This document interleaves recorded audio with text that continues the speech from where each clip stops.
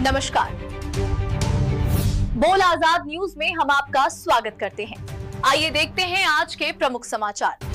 जळगाव जामोद नगरपालिकेच्या सभेत खाली बसून सभापती सय्यद नफीस यांनी नोंदविला तीव्र निषेध।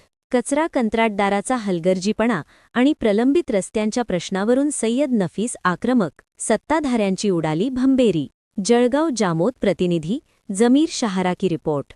आज 30 मार्च रोजी नगरपरिषदेच्या विशेष सर्वसाधारण सभेत शहरातील प्रलंबित विकासकामे आणि ठप्प पडलेल्या स्वच्छता व्यवस्थेवरून मोठा गदारोळ पाहायला मिळाला। समाजवादी पक्षाचे जिल्हाध्यक्ष तथा नगरसेवक सभापती सय्यद नफीस यांनी जनसामान्यांच्या प्रश्नांवरून आक्रमक पवित्रा घेत चक्क सभागृहात खाली बसून प्रशासनाचा आणि कंत्राटदाराचा तीव्र निषेध नोंदवला। शहरातील स्वच्छतेचा प्रश्न सध्या कळीचा मुद्दा ठरला आहे। सध्या कार्यरत असलेला सफाई कंत्राटदार अत्यंत हलगर्जीपणा करत असून शहरात कचऱ्याचे ढीग साचले आहेत।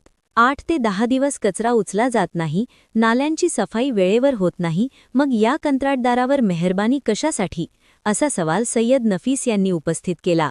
संबंधित कंत्राटदाराला यापुढचे टेंडर देऊ नये अशी आग्रही मागणी करत त्यांनी प्रशासनाला धारेवर धरले। शहरातील महत्त्वाच्या भागातील रस्त्यांची दुरावस्था झाली असून नागरिकांना चालणेही कठीण झाले आहे। सभापती सय्यद नफीस यांनी सुभेदारपुरा व वायली वेस परिसर, सुलतानपुरा भाग, राजा भर्तृहरी मंदिर जवळील मुख्य रस्ता भागातील रस्ते डांबरीकरण करण्याची मागणी लावून धरली। तसेच केवळ रस्तेच नव्हे तर प्रभाग क्रमांक 4 मधील विविध नागरी समस्यांबाबत त्यांनी सभागृहात आवाज उठविला। तसेच प्रभाग क्रमांक 4 मधील नागरिकांसाठी हिंदू हृदय सम्राट बाळासाहेब ठाकरे दवाखाना सुरू करावा, यासह डायमंड नगरात नवीन नाली बांधकाम करण्यात यावे।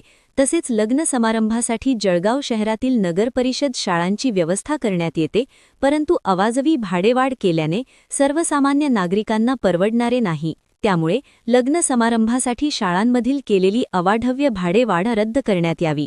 यासह सुलतानपुरा येथे हायमास्ट लाईट बसविण्यात यावी, ही मागणी यावेळी नगरसेवक तथा सभापती सय्यद नफीस यांनी केली।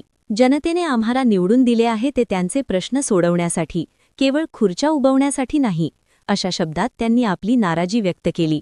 त्यांच्या या आक्रमक भूमिकेमुळे सभेत काही काळ तणावाचे वातावरण निर्माण झाले होते। जोपर्यंत नागरिकांना मूलभूत सुविधा मिळत नाहीत आणि कामचुकार कंत्राटदारावर कारवाई होत नाही, तोपर्यंत आमचा लढा सुरूच राहील।